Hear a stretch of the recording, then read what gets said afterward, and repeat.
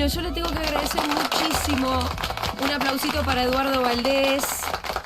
Eduardo, diputado nacional de Unión por la Patria, pero además fuiste embajador argentino en el Vaticano entre el 2014 y el 2015. Eduardo, y uno de los tipos que nunca dejó de hablar de Francisco. Sí. Y te voy a decir algo. En Argentina, esto es una tesis Fede Vázquez. En Argentina le dimos mucha menos bola a Francisco que en el resto de los países. No sé si todos los países del mundo, ¿no? Pero hubo acá algo con Francisco, tal vez alguna hipótesis de que cayó en la grieta, para decirlo muy mal y pronto, donde, no sé, lo olvidamos un poquito, siendo que tenía una dimensión de líder mundial, ¿no? ¿Te parece esa lectura o más o menos? Sí, pero, a ver, yo creo que él se fue ganando el liderazgo mundial a medida que fue consolidando la grieta local, ¿no? Es más, yo creo que los que aplaudían a Bergoglio, no sé si son los mismos que hoy aplauden a Francisco. Yo creo que no. Bueno, te lo digo, incluso por eso. Es esa misma narrativa encarnada en mí misma. Pero sí, claro. Pero vos sabés que pasa con todo, pero eso pasa en todo el mundo. Sí. Bergoglio o Francisco, a medida que fue profundizando sus convicciones y las necesidades de cambio de la Iglesia, los sectores, por ejemplo, cuando Francisco llegó, cuentan todos que en ese cónclave fue muy importante la posición del clero norteamericano. Ajá. Si vos hurgás los diarios de aquella época, es como que el obispo de Nueva York o el cardenal de Nueva York y todos estos fueron muy importantes apoyándolo en ese momento. Sin embargo, después ese mismo grupo fue uno de los grupos que más se le opuso. Se enojaron mucho con Francisco cuando invitó Francisco al Vaticano a hablar a Bernie Sanders en vísperas de unas elecciones que le daba bastante visibilidad. Se enojaron también, bueno, acordémonos, uno de los grandes opositores internos que tuvo Francisco, y creo que hasta hoy, era quien era embajador ante el Vaticano, ante Estados Unidos del Vaticano, Monseñor Viganó, que también por quizás las cosas que hizo Francisco, de ir a Ciudad Juárez, irse a México, en plena campaña electoral del primer Trump, cuando Trump decía que iba a poner el muro, Francisco va a México y termina su visita yendo a Ciudad Juárez, y de Ciudad Juárez hace el camino de los espaldas mojadas hasta llegar a la frontera con Estados Unidos, y allí reza una misa, y hay ciudadanos de Estados Unidos y ciudadanos de México, uno de cada lado de la frontera, como repudiando el muro que podría construir Donald Trump. Claro. Son en Europa mismo, sí. Yo te aviso, en Europa, a ver, yo estaba.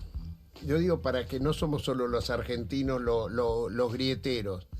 Está bien que me digas eso. Europa lo veía a Francisco, ni bien asumió, rubio de ojos azules. Claro. Yo me acuerdo que llegaba a Roma y desde el taxista hasta el conserje del hotel decía... Es más, se enojaban y se hacían los enojados, decían que Francisco Bergoglio era italiano y no era argentino porque era de ellos. Hasta que cuentan los que saben, los vaticanólogos, que los papas marcan su pontificado en el primer viaje que hacen fuera de Roma y fuera de Italia. Hay dos viajes que marcan el pontificado. Bueno, el primer viaje que Francisco hace y que marca su pontificado es ir a Lampedusa.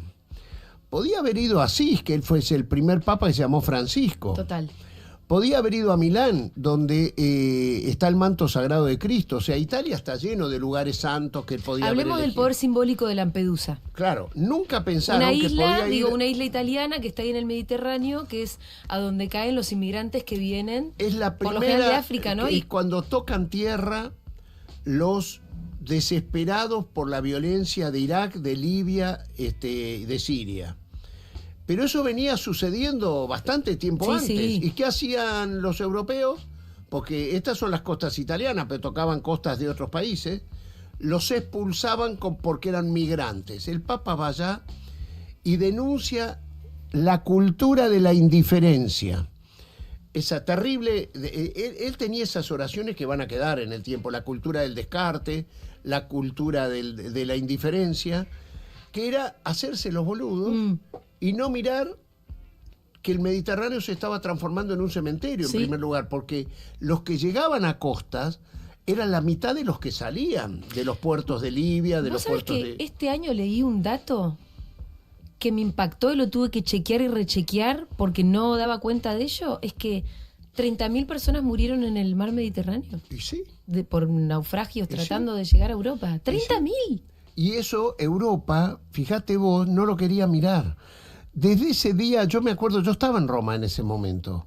Cuando fue a Lampedusa. Cuando fue a Lampedusa, no era embajador, pero lo habíamos visitado con Alicia Oliveira ese viernes, sí, porque habíamos llevado a un grupo de víctimas, de familiares de víctimas de AMIA, que él quería, era por ahí por julio, digamos, el 18 de julio era el aniversario de AMIA. Esto era el 12 de julio, que él quería abrazarlos antes que sucediera, porque después no iba a estar, estaba de viaje. Y me acuerdo que nos contó y nos dijo, el lunes voy a Lampedusa, y nos contó el motivo en esa reunión donde estábamos con los compañeros de víctimas, familiares de víctimas de AMIA. Y el lunes, el martes, el miércoles, cuando la televisión mostraba las caras de las cuales Francisco se abrazaba, empezó el crack. Hasta la progresía. Yo lo vi a Sartori, el gran politólogo, hablando pestes de Francisco. Yo inclusive le contesté después como embajador. La progresía decía, ¿quién es este argentino para meterse en cuestiones que tenemos que resolver nosotros? Porque no querían ver los morochos. La progresía europea. La progresía europea. Bueno, y acá la progresía argentina, asumimos que la oposición, bueno, en ese momento gobernaba Cristina, la oposición ya tenía un nuevo jefe y que iba a ser Bergoglio, y esto era un desastre. Y a los poquitos días empezó a marcar otro camino. Vos decías que ahí en el Vaticano, los vaticanólogos dicen, el primer viaje marca algo, sí. Y te diría que tal vez el nombre que se elige también, ¿no? El nombre ya lo tenía, el nombre lo elige él esos días, que cuenta que hay un cardenal que le dice, no te olvides de los pobres, antes de que él... Y él cuenta que él vio que el santo que más se había dedicado a esto era San Francisco. Totalmente. Y vos fijate lo que será el purpurado ahí en Vaticano, de Vaticano, que debe ser el santo más querido en el mundo, San Francisco de Asís. Total. Nadie de los papas se animó a ponerse ese nombre. ¿Y por qué no? Porque es muy había revolucionario. Que vivir, y claro, había que ser... Es como ser zurdo de alguna manera. Y sí, había que vivir en austeridad como vivía San Francisco, que lo tenía todo y decidió largar todo. Y es a lo que se animó Francisco. Y ¿no? eso es lo que se animó Francisco, de ir a vivir a un lugar de 30 metros cuadrados frente a que los aposentos papales, no sabés. Vos sabés de suites presidenciales del Yao Yao. Es un cuarto del aposento papal. Los papas previos a Francisco vivían en unos deptos súper lujosos y muy lujosos, grandes. Todavía, sí. Y él se fue a Santa Marta, que es un depto de 30 metros. Es un depto de 30 metros. ¿Real? Donde paran los curas o los obispos que van al Vaticano para hacer algún trámite o algo de eso. Y él decidió vivir ahí. Bueno, pero él siempre... Él es un cura, acordémonos, que es un jesuita, y los jesuitas viven en congregación, y cuando vos vivís en congregación, vivís con los otros en departamentos chiquitos. Él se acostumbró acá en la catedral, por ejemplo, él vivía también. Lo mató a Poli, que vino después. Tiene una mansión en San Isidro, el cardenal de Buenos Aires, más grande que la Quinta de Olivo. Y nunca vivió él ahí, él vivió en un departamentito que hay ahí al lado de la catedral. O sea, él tenía derecho a vivir en la mansión de San Isidro y se quedó en el departamento. Claro, nunca más se habitó. Eduardo, ni cambió el auto. Dicen que Poli cuando vino tenía un auto y no se animó a cambiarlo. Poli andaba en bicicleta. Estoy hablando Cardenal Poli, que lo sucedió a Bergoglio. Claro. Andaba en bicicleta. Y siguió andando en bicicleta. Sí, y no sé qué hará ahora García Cuerva. ¿Qué hará García Cuerva? ¿Dónde estará viviendo? Sí. Contame... ¿Vos tenías relación con Bergoglio? Sí, yo tenía relación, A ver, cuando él era arzobispo de Buenos Aires, yo le había ido a visitar a Alicia Oliveira, que era defensora del pueblo de la ciudad de Buenos Aires, que para mí es una mujer que me marcó la vida. La conocí cuando yo era pinche de tribunales, tenía 18 años y era jueza de menores. Sí. Tendría 30 y pico. Y bueno, Lucila Larrandar, ella, eran mujeres que marcaban camino y que por supuesto fueron las dos primeras juezas echadas el 24 de marzo del 76. Cuando la historia cuenta que cuando la echan a Alicia, ella tenía sus 3 hijos estudiando en El Salvador, que Bergoglio era el director, y él se encargaba todas las mañanas de buscarla a Alicia donde estaba guardada, escondida, y llevarla a ver a sus hijos al Colegio del Salvador. Ellos construyeron una gran relación. Entonces yo la voy a ver a Alicia. Alicia terminó siempre íntima de él. Siempre terminó muy cerca de ella. Cerca de Sí, Bergoglio. sí. Y entonces la voy a ver para preguntarle, como defensora del pueblo, no como otra cosa, Sí. cómo podíamos hacer para evitar que se vendan las tierras de la Villa 31, porque había salido un proyecto de Menem que se llamaba Proyecto Retiro, en el cual estaba Cavallo y cuyo vocero era un señor Ordóñez, que era construir Puerto Madero 2. Era desde el Sheraton hasta Salguero y Figueroa Alcorta hasta la vía, construir hoteles 6 estrellas. ¿Y la gente? Bueno, ¿qué molestaba ahí? Molestaba la Villa 31. Y sí. Entonces, ¿qué habían decidido los empresarios? Ir a comprarle las tierras a los actuales poseedores, porque Menem había hecho un proyecto que les dio un título, Menem, precario, pero era un título de propiedad con la condición de que se pudiera hacer las casas y urbanizar el gobierno de la ciudad. Entonces ellos fueron a buscar ese título precario y se lo querían comprar. Pero lo cierto es que con lo que les pagaban no iban a resolver el tema de la vivienda ni iban a resolver nada. Entonces nosotros queríamos impedirlo. Y entonces yo la voy a ver a Alicia en su calidad de defensora del pueblo y me dice, era muy práctica la petiza, dice, vení, vamos. Y nos fuimos a la catedral y me dice, acaba de asumir un amigo mío como arzobispo de Buenos Aires. Dice, ella no creía, no era muy amiga de los curas, pero dice, pero me parece que nos va a ayudar. Entonces entramos. ¿Año? Año 97. Bien. Entramos a la como catedral. por su casa, sí, él atendía ahí abajo, en la planta baja de unas oficinas contiguas Sí, a sí. la catedral. Una reunión política, vos no ibas a que te den la comunión. Claro, no, y Alicia tampoco había pedido No. reunión previa, llamó un teléfono y dijo, voy para allá que tengo que verlo. Y nos atendió, y fue una cosa increíble, porque ahí es donde vos ves el instinto primario de las personas. Alicia le dijo, está pasando esto, este proyecto Retiro que dicen que es para erradicar la Villa 31, no le van a resolver problemas. Entonces él, sin decirnos nada, empezó a discar un teléfono, eran los teléfonos de línea.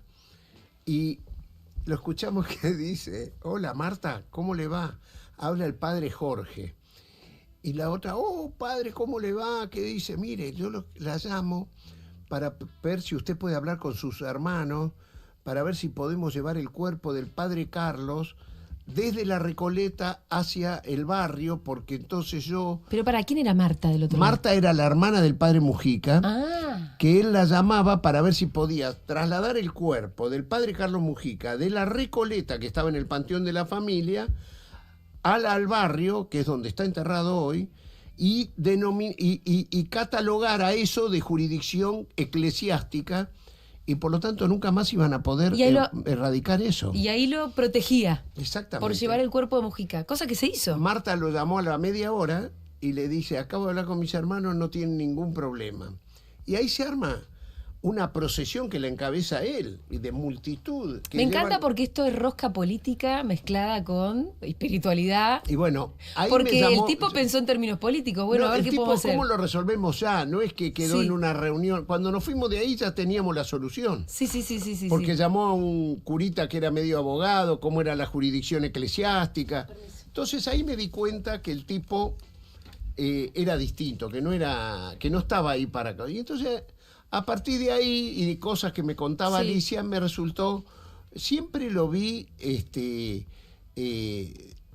optando por los de abajo. Un día yo lo llamo, yo estaba produciendo algo Historias de amor se llamaban, Amores de Historia. Y quería producir la historia de un obispo que se enamoró de una mujer, qué sé yo, y necesitaba Monseñor Jerónimo Podestá.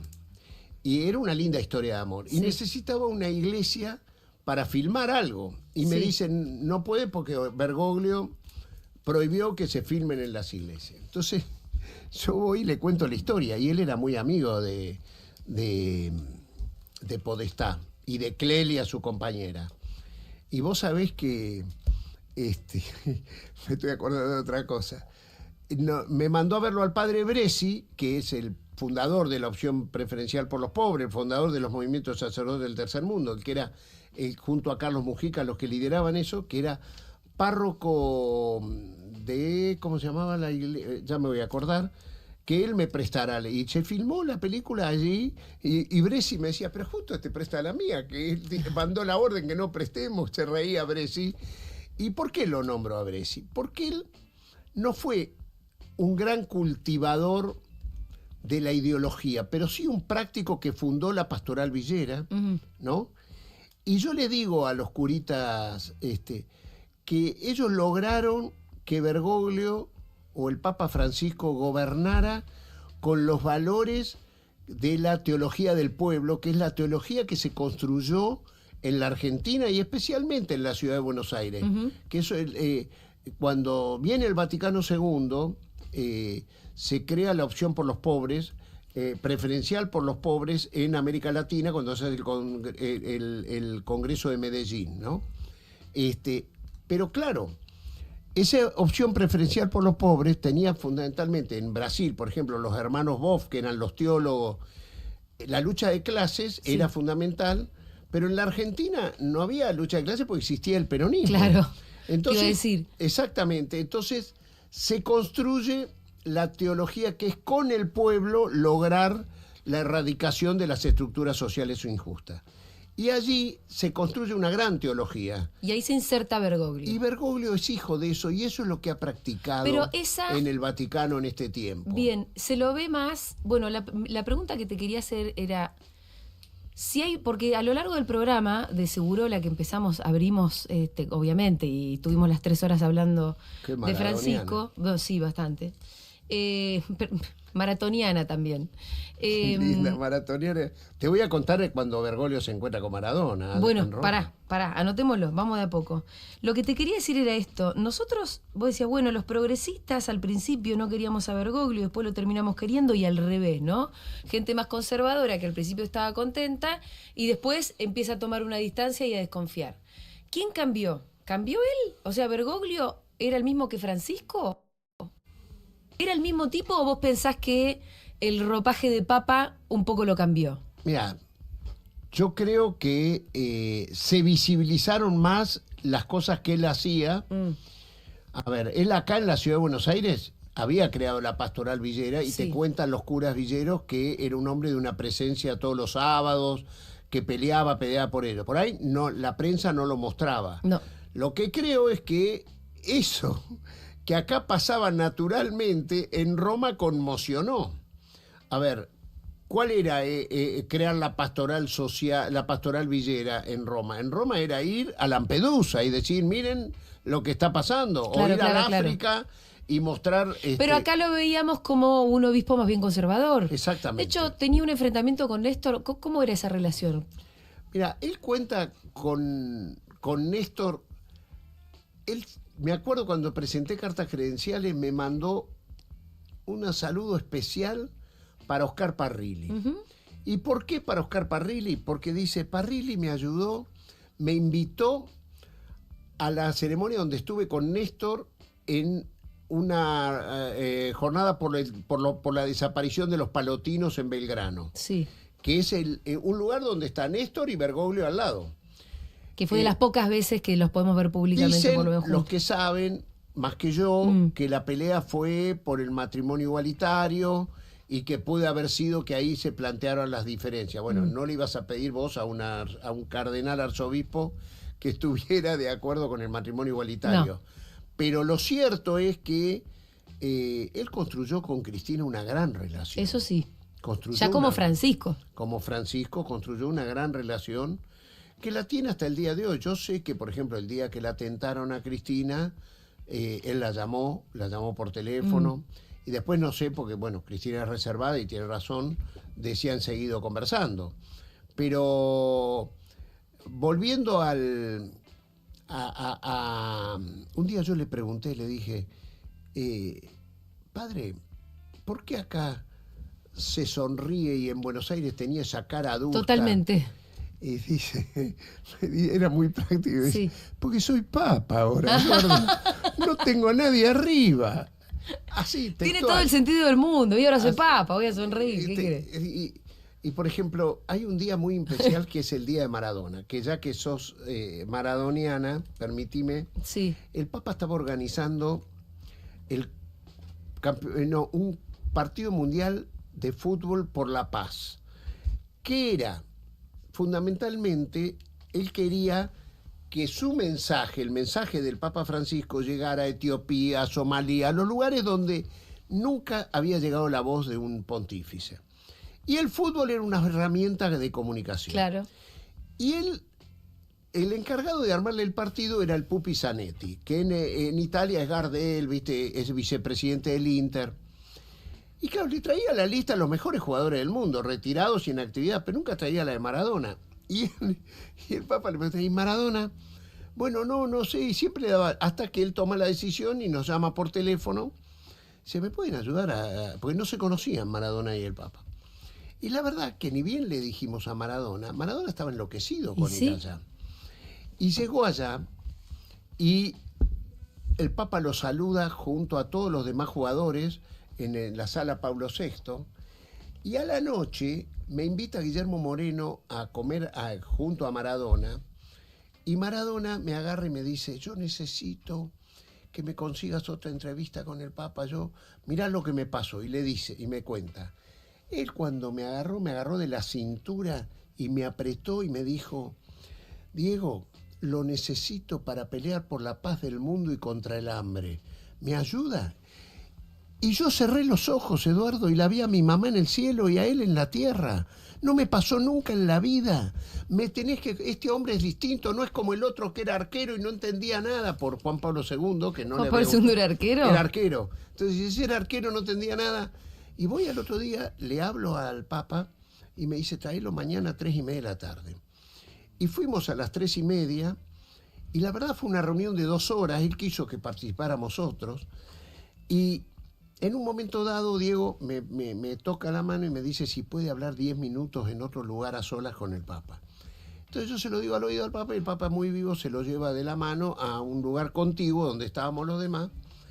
Y exactamente, no más de 10 minutos salen de vuelta. Y Diego, en esos lugares vaticanos son de techos bien altos, ¿viste? Sí, que claro. vos hablás y se produce eco. Y Diego se pone los 2 puños en el pecho y grita tarzanescamente, ¡Gracias, Francisco! Y abre los brazos y dice, ahora me puedo morir tranquilo. Y fue una cosa que nos quedó. Y ahí él me agarra aparte y me dice, convencelo que me bautice mi hijo Diego Francisco, que tenía 6 meses, recién había nacido. Y yo le dije al Papa ahí mismo, dice que quiere que... Ya le dije que sí. ¿Y qué era? El Papa le había dicho, vení con todos tus hijos, yo te los bautizo. Eran un montón y tenía un quilombo ahí. Bueno, ¿sabes lo que hizo Diego después de eso? Se fue a buscar al de Nápoles y se muestra públicamente con su hijo Diego Junior. Y ahí empezó a Y ahí reconocerlos. empieza Diego, yo lo cuento recién ahora porque se pueden hablar estas cosas, que aparte habla bien de los dos. Vino a Buenos Aires, estuvo con Hanna, empezó a mostrarse y construyeron una gran relación humana, se vieron como 4 o 5 veces. Que no lo hacían público. Una vez lo hizo público porque le pidió que le recibiera un príncipe jordano con el cual él iba a derrotar a Blatter en la FIFA, y el Papa le dice, ahí viene Maradona, le pidió que reciba un príncipe jordano, que se enfrenta a Blatter, dice, Yo le dije que venga, como decía el Papa, se tapaba la boca Sí. y decía, acá todos los cardenales deben estar con Blatter. Dice, siempre confrontaba, ¿no? Con la que vos decís, con la burocracia. Con la burocracia, porque vaticana. Blatter estaba visto como el mal y el príncipe. Bueno, la cuestión es gana Blatter, pero dura 3 días por la pésima imagen de corrupción que tenía. Sí, me acuerdo. Y lo nombran a Infantino como un interventor, el que está ahora. Fue un desastre. Pero se eso. tuvo que ir a los 3 días Sí. y ganó Maradona. Ese es otro triunfo de Maradona en la FIFA. Entonces, el Papa le dice, tráelos a todos, y ahí empieza el reconocimiento del Diego por el resto de los hijitos que tenía por ahí. Que venga, él le dice... Vení con todos. Que Y vengan con eso todos lo los que le dijo chicos al fue... bautismo. Y no se hizo el bautismo. No se hizo el bautismo. Porque eso lo te iba a había decir. bautizado, él no sabía ya Ya su estaba mamá. bautizado. Su mamá. Pero hizo los deberes. Y se juntó con el resto de los pibes. Así es. Y así fue como restableció el vínculo. Bueno, yo escuché eso, vi eso y te lo cuento. Parece que Diego Junior alguna vez había estado con el Papa, había ido a verlo antes de que sucediera esta Sí. entrevista. Pero lo que sí sé es lo que pasó delante mío y lo que Diego después hizo y me lo contó. Sí, totalmente. Me hablaste bastante como de la burocracia vaticana y ahora se viene la famosa sucesión del Papa. Sí. Ahora el famoso cónclave y toda esa rosca, viste que ahora ya hay todo un género de películas. Sí, hay uno muy bueno, ¿no? Que se Cónclave llama se llama. Sí, está bueno. Me lo hizo ver mi mujer. Bueno, pero para y lo que también lo que están diciendo como las crónicas del día es Francisco puso al 80% de los tipos que están ahí para elegir. Uno puede imaginarse, mirá qué rosquero, el tipo iba ya adelantándose a su sucesión. Y otros te dicen, bueno, en realidad vas nombrando porque vas nombrando las vacantes.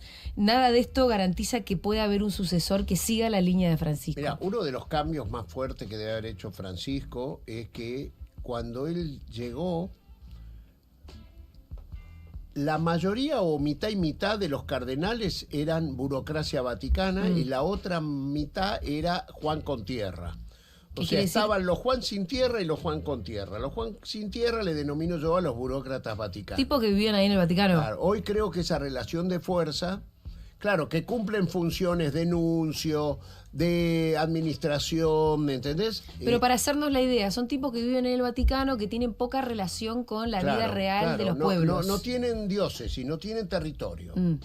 ¿No?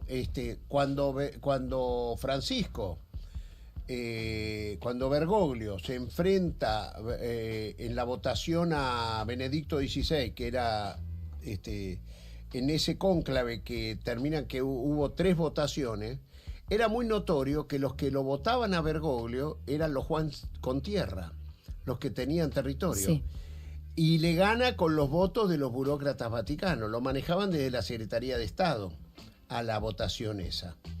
Cosa que no sucedió cuando Benedicto XVI renuncia, abdica y viene, es como el 20 de diciembre del 2001, Sí. una anarquía que podía pasar cualquier cosa. Y pasó.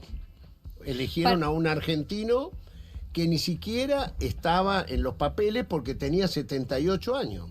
Pero había sido el más votado en el cónclave anterior. Claro, después de Benedicto. Le gana a Claro, Benedicto, él queda segundo y después ya... Y acá vale una acción de Benedicto. Vos sabés que Bergoglio no era muy querido por la burocracia vaticana, al punto que cuando él cumple 75 años, todos los obispos o cardenales tienen que renunciar. Se llama la renuncia apostólica. No podés ser cardenal para votar después de los 75. No, y tenés que dejar la diócesis. ¿Qué pasó acá? Él la presenta, había un gran lobby para que la presentara, había muchos cardenales argentinos y obispos argentinos que esperaban que se vaya Bergoglio, no era de los que más querían, y el nuncio de ese entonces, llamado Bernardini, es el que más pide, y era un hombre de quien era el secretario de Estado Vaticano, que era Angelo Sodano, un hombre de la estructura bien vaticana. Perdón, estaba el salesiano, pero lo mismo, era Bertone, Tarcisio Bertone. Querían pedirle la renuncia y el Papa Benedicto se la rechazó. Mirá. Se la rechazó y por eso es que él pudo estar en el cónclave con 78 años. Y yo te voy a contar una cosa. ¿Y por qué hace eso Benedicto? Bueno, Porque lo reconocía un primus inter pares. Ok. Lo reconocía... Ok. A ver, que Bergoglio haya estado en 3 votaciones en segundo lugar... Era como ya, te toca. Era un hombre distinto de los demás, no era un cardenal, y aparte era un cardenal de otro, que vivía en otro país, o sea, él había construido un liderazgo, por eso lo votaban. Creo que en la peli Los dos papas está un poco este diálogo ficcionado, ¿no? De Sí. estos dos papas como diciéndole, bueno, dale, te toca. Así es. No me la acuerdo bien, pero había algo de esto. Sí, hay mucho ficción, pero que pareciera que es realidad porque Sí. está hecho con el Diario del Lunes, pero está muy bien hecha, gran película. Muy buena peli, gran sí, película. sí. Que muestra las diferencias, pero también las coincidencias. La diferencia de fondo, ¿no? Que las Sí. tenían uno mucho más conservador, el otro más Pero el progresista. otro sorprendió a todos, conservador en la teología, pero cuando hubo que resolver el tema de la pedofilia, el tipo se puso y mucho se enfrenta al clero. Ratzinger, decís vos. Ratzinger, acordémonos, no, ya era Benedicto. Bueno, Benedicto. Acordate de esa película Filadelfia que gana el Oscar, era sobre un hecho que pasó durante el pontificado de él, que él no acepta esconder eso y que dice que se juzgue y acepta que se investigue contra lo que le estaban... La película Spotlight, decís vos, la de los abusos en Boston. Lo de los abusos. Porque perdón. Filadelfia es otra, No, es no, de me Tom equivoqué, Hanks, me es más equivoqué, antigua. me equivoqué, sí. No, No, yo y es para sobre saber la de qué me estabas Chive. hablando. Sí. Filadelfia es sobre Y es la sobre la Chive. Sí, que Benedicto dice sí que se investigue. Claro, y entonces eso no se lo perdonaron los del clero norteamericano, y le pusieron preso empezaron a producirse filtraciones donde lo dejaban a él y a su mayordomo, como le denominan, que es un cargo de un secretario con mucha confianza, lo ponen preso. ¿Sabes lo que hizo Benedicto antes de abdicar? Nadie sabía que él iba a abdicar y firmó un indulto para el mayordomo que estaba preso y salió el día anterior a que le anuncie. Vos decís que fue clave también Benedicto para la sucesión con Bergoglio. Benedicto por lo pronto le rechazó la renuncia y pudo estar en aptitud electoral y electivo. Y yo esto te quiero contar. Cuando él estaba 15 días antes que se vaya de viaje, yo me lo encontré, yo viniendo de la Plaza de Mayo hacia el subte, de ahí de Catedral, sí. Y él venía del subte hacia la catedral. Bergoglio. Te lo encontraste ahí caminando en Plaza de Mayo. Con un amigo mío que veníamos cruzando la plaza, el Oso Charlie, y lo saludo, ya faltaban pocos días para que él se vaya de viaje, ya sabíamos de la abdicación de Benedicto. Y o sea, le digo, él faltaban pocos días para que fuera papa. Claro, y yo le pregunto, le digo, ¿cómo lo...? Y él me dice, no, Eduardo, esta vez yo tengo 78 años. La verdad, ya pasé la edad. Y creo que ha estado muy bien Benedicto en abdicar y correspondería a un papa joven, porque me parece que la Iglesia se ha anquilosado todo este tiempo. Los últimos años de Juan Pablo II, él tampoco estaba bien de salud y entonces medio se burocratizó mucho las cosas en Roma. Eso sí, me dijo, me corresponde hablar, Dios ha querido que yo tenga voz y voto en este cónclave, y voy a hablar y voy a decir lo que pienso de las reformas que hay que producir. Para eso voy. Parece que fue el primero en hablar en el precónclave, le denominan, y desde que habló se transformó en el favorito, por decir todas las verdades que él creía que había que hacer a partir de Benedicto XVI. Y ahí fueron los territoriales que decís que son los que le dieron el voto. Sí, pero ya ahí también lo votaron algunos de los burócratas. De los burócratas del Pero del lideraron Vaticano. los territoriales. Cuenta que lideró un obispo de Brasil, un obispo de Estados Unidos, que fueron los que le fueron... Escúchame, ¿y ahí sabés algo de los que se vienen? No, el Ni que idea. sepa ahora... Te está chamullando, decís vos. ¿Alguno? Vos tirás. Te digo, salió Bergoglio, que no pensaba nadie No, que es verdad, iba a salir. nadie pensaba que iba a salir. Mira, los mejores papas son cuando salieron de la sorpresa. Por ejemplo, Juan XXIII, Sí. no lo esperaba nadie. Yo lo asimilo bastante a Bergoglio con Juan XXIII. Son papas anunciadores. Ojalá que el que venga sea un Paulo VI, que fue un ejecutor de las transformaciones que pedía Juan El XXIII. anterior. Ojalá, porque no nos merecemos un retroceso. Y No. me parece que la Iglesia ocupa un lugar hoy en el mundo que es la voz de los que no tienen voz. Por primera vez te debo decir que la voz de Francisco es la voz de los que no tienen voz en todos los órdenes. El tema ambiental, el tema social, el tema... Entonces, ojalá... Un Papa Woke, le podrían decir. Bueno, un papago. El Papa Woke. Ojalá, vos sabés que han organizado allá, han querido organizar un papa antiguo con un cardenal antiguo. Sí. Por ejemplo, Stevie Bannon, Ajá. el ideólogo de Donald Trump, del primer Donald Trump, el que hace todo el discurso de cómo llegar a la presidencia de Sí. Donald Trump, el más radicalizado, fue a Roma después de que deja el gobierno de Trump, y él organizó la derecha europea. Mucho de lo que tiene Meloni lo organiza Stevie Bannon, fortalece Francia, va a Hungría y hace con... Un gran organizador de la All Right. Compraron un seminario y una orden eclesiástica. ¿Cómo es eso? Bueno, eso existe, eso lo hizo Stevie Bannon, vos lo ponés en internet y figura. Y fue medio rechazado, pero lo intentaron hacer en medio del papado del pontificado de Francisco. Pero ¿cómo que compraron? Cómo meterse en el cónclave y dar vuelta a las decisiones. Bueno, ahí hay varios cardenales que no les debe disgustar las cosas de Donald Trump. No. Sería ahora, es verdad que en este momento la Iglesia estaba como, ya vemos, a la izquierda de el orden mundial, o más o menos, por lo menos un sentido común de las nuevas derechas que están acá asomando por todas partes. Sí, sí.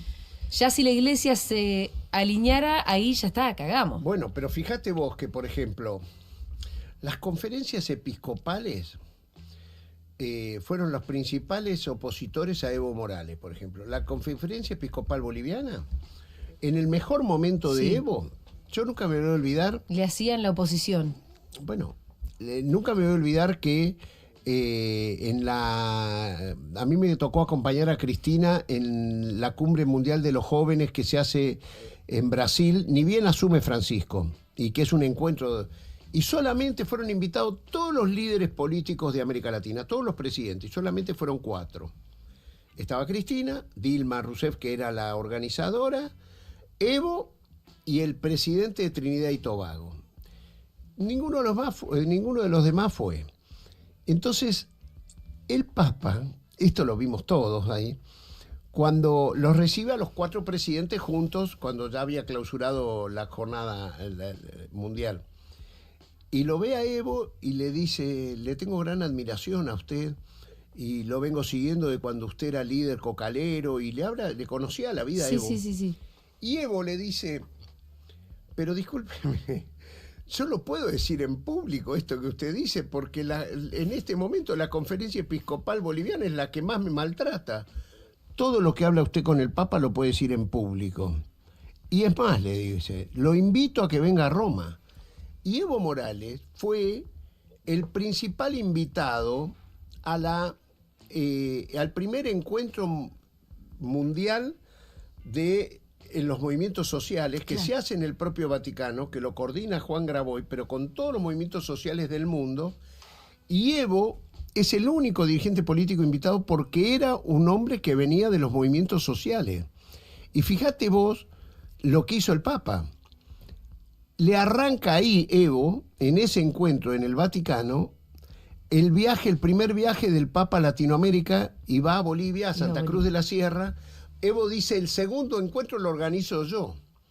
Y lo organiza en Santa Cruz de la Sierra, con una conferencia episcopal totalmente hostil hasta el día que se fue. Por eso digo, a veces los que votan no son igual al Papa. No. Eso te lo cuento como ejemplo para que veamos. Y en este caso, además, el Papa muy contrahegemónico dentro mismo de la Iglesia. Bueno, y hubo mucha conferencia episcopal argentina también, Sí. que mucho no acató al Papa. Eduardo, vos alguna vez dijiste es un Papa peronista. Sí, ¿Lo podés sostener? no.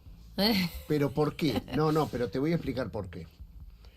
Porque me di cuenta, para mí era un orgullo. ¿Por qué lo dijiste y por qué lo dejaría Bueno, de decir? porque yo siento que los valores que él predicaba eran mi propio ismo.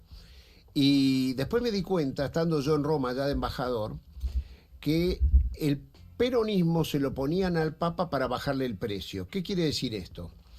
Por ejemplo, hay un día que la revista The Economist pone en tapa Papa peronista, pero acusándolo que por peronista o por resentido venía a ser lo mismo en el relato de The Economist. El Papa no se animó a ir a Estados Unidos solamente como estaba previsto en el viaje de Benedicto, que era un viaje que había preconcebido Benedicto, ir a Naciones Unidas y después a Washington, sino que le tuvo que agregar Cuba de resentido peronista que es, porque como es, eso decía la nota de The Economy, pero esto estaba yo la tengo esa revista, la tapa que dice Papa peronista. ¿Y qué pasaba? El Papa decidió agregar Cuba porque Barack Obama le había propuesto mediar entre Cuba y Estados Unidos. Entonces, viajar a Estados Unidos y no agregar Cuba a ese viaje parecía que el Papa desbalanceaba la mediación. Él justo estaba y aprovechó ese viaje para hablar con Raúl Castro en qué consistiría la mediación y si Raúl Castro estaba de acuerdo con eso, porque la clave para él un día me dijo, yo le pregunté, le digo, ¿cómo hace usted para seleccionar que la iglesia media o no media en determinadas situaciones? Porque estaba mediando también en otro lado. Me dijo, para mí lo clave, lo importante es que las partes que me piden mediar estén de acuerdo en que haya mediación. Si las partes no están de acuerdo, yo no voy a aceptar la mediación. Claro, que todos quieran llegar a la solución del conflicto. Y eso fue lo más importante entre Cuba y Estados Unidos. Me lo pidió Obama, pero lo aceptó convencido Raúl Castro. Entonces me queda muy claro que vos decís, bueno, decirle Papa peronista era bajarle el precio o era definirlo y limitarlo al definirlo demasiado, porque aparte es la identidad política de un determinado país, que es de donde venía este señor que terminó siendo un líder mundial. A él le llegaron a decir Papa peronista, Papa populista, también para bajarle el precio, ¿no? ¿Y vos, entonces, si tuvieras que buscar una definición hoy? No, es que yo creo ¿El Papa qué? Es que yo creo que él predica en serio la doctrina social de la Iglesia, que es preexistente al peronismo, al populismo, según estudian los que estudian populismo. Es de fines del siglo XIX, que tiene que ver la labor en exercen, la rerum novarum, tienen que ver con que el capitalismo ¿vos viste Tiempos Modernos, la película de Chaplin? Bueno, eso es 1902. Que está el obrero alienado que está ajustando las tuercas y sale del laburo y sigue haciendo así. La Iglesia tiene que responder frente a lo que está sucediendo a los más humildes, a los trabajadores, ¿no? Y entonces surgen estas encíclicas que es en favor del trabajador, porque guarda, también había escrito ya Carlos Marx también. Entonces, la Iglesia fija una posición, pero también hay otra encíclica preexistente a Carlos Marx que Bergoglio me la hizo leer y que muchos no se la conocen, que es del siglo XVII, que es una encíclica contra la usura. La Iglesia estaba totalmente en contra los prestamistas, los financistas, los usureros. Tan es así que y se llama, el Papa ese se llama Benedicto XIV, el Papa Lambertini. Me hice un especialista en ese Papa estudiando. ¿Era un Papa ese? Bueno, por lo pronto hizo esta encíclica, ¿no? Que hoy se aplica, nosotros poníamos audios del Papa. Que no le escucha el Fondo Monetario Internacional. Bueno, es que cuando vos lo escuchas al Papa hace nada hablando en contra de los organismos internacionales, y eso que además también aplican políticas que terminan siendo muy contrarias a los intereses de los pueblos. Bueno, lo dice con mucha claridad, ¿eh? Una de las cosas que Francisco, mirá vos, es bueno que te lo diga acá, que se sabe poco, pero una de las cosas que Francisco hizo, ni bien llegó, terminó con los curros del Banco Vaticano. Vos sabías que era un banco que, como no adhería a las normas internacionales, podía dar vuelta un muerto. Hacía cualquier cosa. Claro. Y él lo único que hizo, y por supuesto, se enloqueció la mafia, porque ahí depositaban los peores de Italia, porque tenías que tener relaciones para poder hacer depósitos en el Banco Vaticano, ¿no? Y él le puso las normas internacionales que tenía que... Cualquier banco. De cualquier banco, las normas Gafi, ¿no? Salieron desesperados y dice que solo con ese acto, porque ya no pudieron sacarla, le sacó los curros, capitalizó en un 200% el Banco Vaticano. Pero claro, lo hizo en la primera semana que asumió el poder. Eduardo, te agradezco un montón vos que hayas venido hoy, favor, porque me imagino lo requerido que estarás y que hayas elegido venir acá, y obviamente te llamamos con 2 minutos de anticipación. Pero para mí es un gusto. Yo soy Futurock y viva Futurock. Gracias. Y ayuden a Futurock, no se dejen de joder. Suscríbanse, poneme el... ¿Vos sos socio de la comunidad? Te hacemos... Sí, yo soy ¿Sos socio de la comunidad Futurock? Pero o sea aparte, a los señores que manejan pautas. Sí. Bueno, está bien. Señores, estamos dispuestos a ser ensobrados. No, por suerte igual nos sostenemos principalmente gracias a nuestra comunidad de oyentes que no nos abandona, el otro va y viene. Pero sí, gracias porque sabemos que sí, que nos escuchás, que te gusta, que estás, te sentimos muy cerca. Me gusta. Vázquez, ¿por qué se retiró los domingos? No, Vázquez está el domingo a la mañana en la pregunta. Internacional. No, pero era muy bueno cuando él estaba ahí también. Es bueno lo que están haciendo ahora los chicos. Porque Vázquez tuvo que hacerse cargo del domingo a la mañana. La pregunta es un gran programa, te lo recomiendo. Ahora Vázquez está de 10 a 12. ¿Los domingos? Sí. Mira vos. Programa de debate sobre un tema muy específico y 3 personas en la mesa. El del Papa fue hace un par de semanas y te va a gustar mucho cuando todavía estaba vivo. Te quiero hacer esta última pregunta para cerrar. Vino Jorge Alemán acá, a Mirá quién vino, hace unos días, un agnóstico, ateo total. Y terminamos hablando de la necesidad de una nueva espiritualidad para la humanidad que está tan nihilista, individualista y demás. ¿Pensás que hay algo de eso? Sí, yo creo... A ver,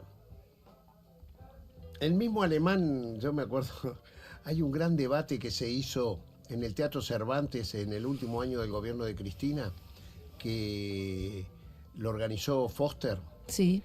Que fue extraordinario porque vinieron los grandes pensadores del mundo. Me acuerdo muchos estaba Chomsky y todo. Estaba Chomsky.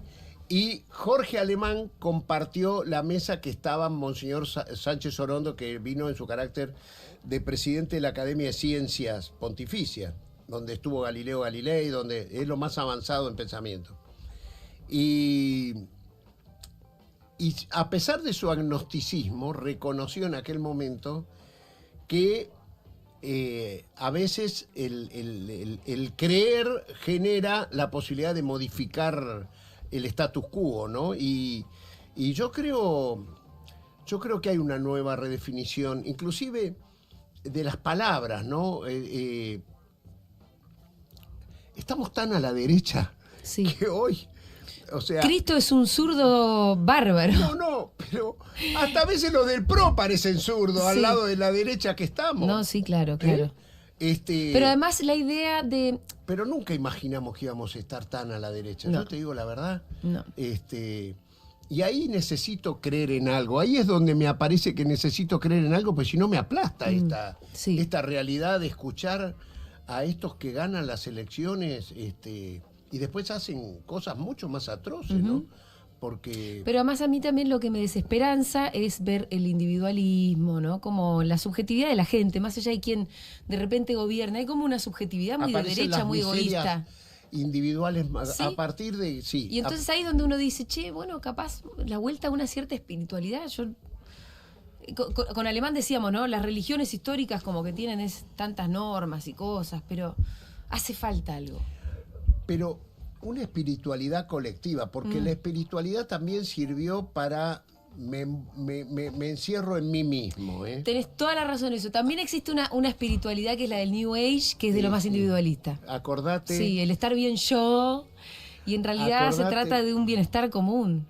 Acordate de una gran canción que yo la equiparo a Cambalache, te aviso. Sí. Que es Gente del Futuro, de Miguel Cantilo, donde él hace... todo un raconto, ¿no? De la desesperanza que vino después del golpe de Estado, en todo caso, en la Argentina. Y hay una parte que dice, porque en ese momento el gurú Maharaji era la espiritualidad frente a la ideología que teníamos los militantes, ¿no? Y él le dice, ¿y dónde estás tú, pequeño gurú? Te fuiste justo ahora que apagaron la luz porque desaparecieron todos. Sí. Y se fueron a la India, y la India era una meca, era una forma de no estar acá, ¿no? Claro. Nosotros necesitamos una espiritualidad colectiva y que estemos acá, que peleemos acá. Gracias, Eduardo Valdés, muchísimas gracias por haber venido, de verdad te lo agradezco de todo corazón, me encantó conversar con vos. Muchas gracias. Yo me voy despidiendo, Paulita Artiuk y Juan